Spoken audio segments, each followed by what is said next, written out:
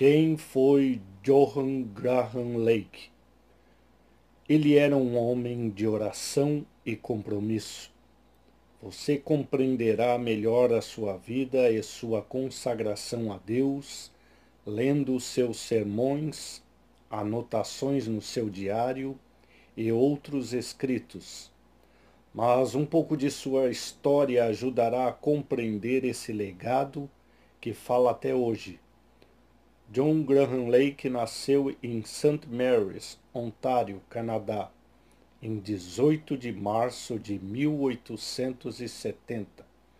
Em outubro de 1891, ele foi admitido no Ministério Metodista em Chicago e nomeado para uma igreja em Peshtigo. Ele decidiu não ir para lá e, em vez disso, entrou no ramo de jornais. Em fevereiro de 1893, aos 21 anos, ele se casou com a senhorita Jenny Stephens, de Michigan. 3 anos depois, ela foi declarada incurável de tuberculose por vários médicos. Eles aconselharam o Dr. Lake a levá-lo para o norte. Seguindo esse conselho, eles voltaram para Sainte Marie. 5 anos depois, em 28 de abril de 1898, ela recebeu uma cura instantânea sob o ministério de John Alexander Dove. A vida de John G. Lake estaria marcada para sempre com esse acontecimento. Algo começou a queimar dentro do seu coração desde então. Dr. Lake seguiu no ramo empresarial, onde prosperou de forma extraordinária.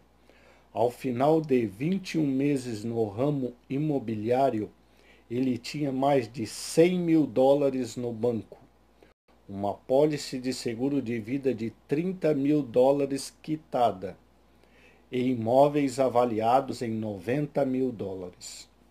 No ramo das seguradoras, escreveu negócios no valor de $1 milhão em seu primeiro ano. Prosperava como ninguém.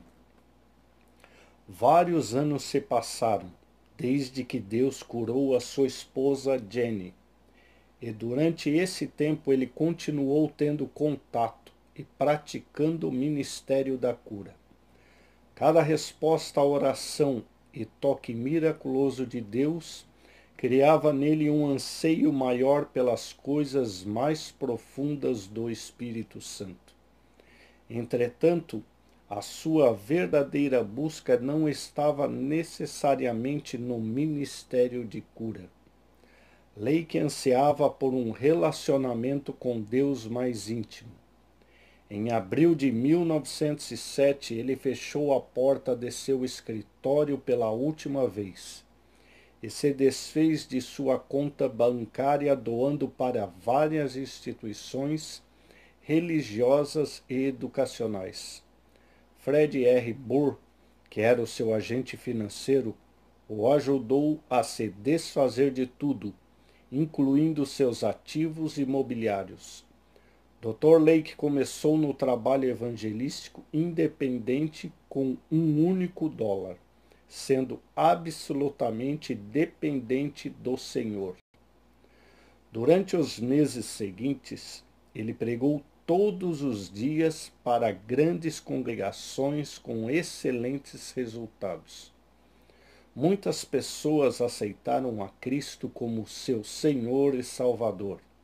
Outras foram curadas de doenças, enquanto outras ainda receberam o batismo no Espírito Santo.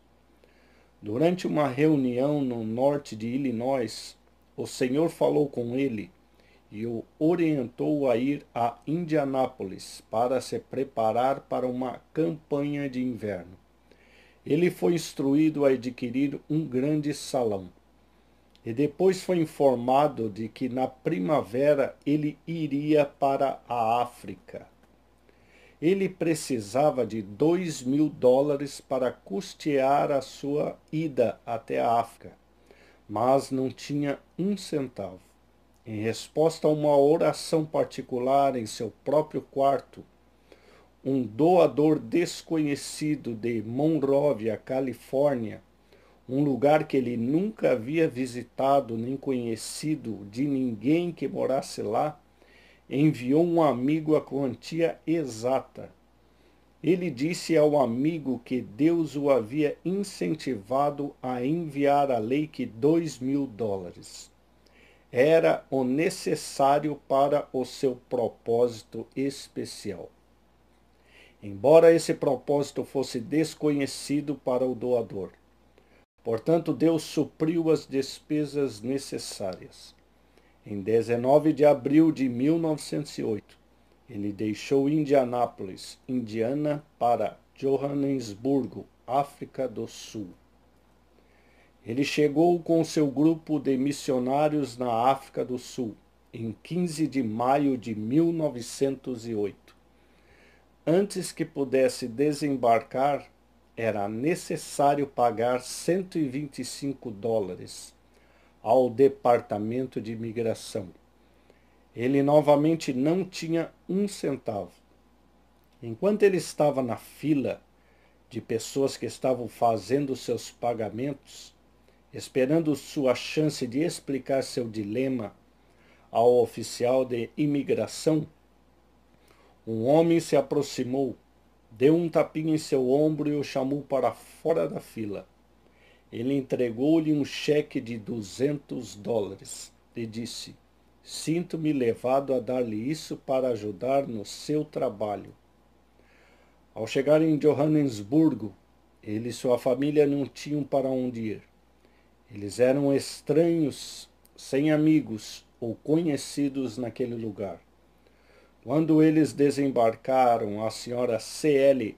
Coldenough, uma missionária americana e uma completa estranha, caminhou até o Dr. Lake e disse: "Enquanto orava ontem à noite, Deus me disse para encontrar este barco e que haveria nele um americano missionário com uma família de 9, composta por 2 adultos e 7 filhos, e que eu deveria dar-lhe uma casa." Às 3 horas daquela tarde, os Lakes estavam morando em uma cabana mobiliada em Johannesburgo que Deus providenciou para eles. No dia seguinte, ele estaria iniciando seu ministério de cura na África, dependendo exclusivamente da mão de Deus. Foram anos intensos para os Lakes. Por meio daquele ministério, milhares de pessoas vieram a conhecer Jesus e centenas foram curadas. Algum tempo depois, o Dr. Lake fez uma viagem de exploração no deserto de Kalahari. Ele voltou para Johannesburg para encontrar sua esposa morta. Um derrame repentino a matou instantaneamente. Ela não tinha outras doenças. Ele permaneceu na África do Sul por vários anos, durante os quais fundou a Missão de Fé Apostólica com sede em Johannesburg. Durante seu ministério, ele organizou 125 congregações de brancos e 500 de negros. Em 1920, a febre africana devastou a área em que ele vivia, e em menos de um mês, 1/4 da população morreu. Agências de todos os tipos foram chamadas à ação para combater a epidemia. O Dr. Lake trabalhou lá com vários assistentes, 4 dos quais morreram da febre, mas ele nunca foi tocado pela doença. Quando retornou aos Estados Unidos, conheceu e se casou com a senhorita Florence, em novembro de 1913. Além dos 7 filhos nascidos do seu primeiro casamento, mais 5 filhos nasceram em sua segunda união. Não pense que a sua saída do continente africano finalizou seu ministério. ele aceitou um convite para abrir uma sala de cura em Spokane e ministrou aos enfermos por cerca de 6 meses. E então iniciou mais uma fase de seu ministério que foi realmente o clímax da obra da sua vida. O Dr. Lake não havia feito nenhuma preparação ou estudo que o preparasse para o trabalho missionário. Nem foi especialmente treinado em uma perspectiva teológica, como a maioria dos ministros. Mas ele era um homem de personalidade forte e contundente, que parecia abrir caminho para a linha de frente em qualquer situação em que se encontrasse. A morte prematura da sua primeira esposa, somando as responsabilidades que ele agora tinha a fim de cuidar de uma grande família, foram os principais fatores que contribuíram para o encerramento de seu ministério no campo missionário. No entanto, seus dias de glória ainda não haviam terminado. Seu ministério inicial na cidade de Spokane tornou-se uma demonstração do poder de Deus, que resultou em mais de 100.000 curas, relatadas durante um período de 5 ou 6 anos. Alguns declaram que o Dr. Lake, por meio do seu ministério de cura divina, fez Spokane a cidade mais saudável do mundo. Em uma carta geral publicada no sábado, 8 de fevereiro de 1919, o Dr. Lake relatou que toda a sua equipe ministrava uma média de 200 pessoas por dia nas salas de cura. Ele declarou que milhares de pessoas eram ministradas todos os meses, seja por imposição de mãos, por telefone, telégrafo e carta de todas as partes do mundo.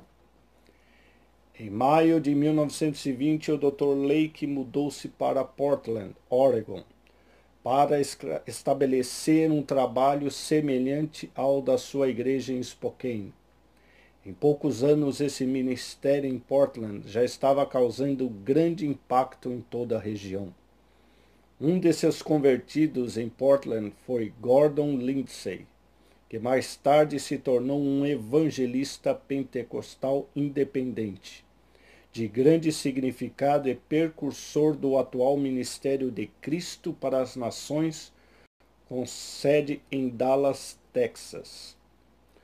O ministério do Dr. Lake era incomum, para dizer o mínimo. Ele possuía uma habilidade notável de criar fé no coração de seus ouvintes. Enquanto estava em Portland, o Dr. Lake teve a esperança de levantar uma cadeia de missões de cura em Spokane e Portland. No entanto, embora ele ainda não tivesse idade avançada, ele tinha vivido com uma intensidade que havia cobrado o seu preço. Tornou-se aparente um declínio na força e vitalidade que caracterizava o seu ministério anterior.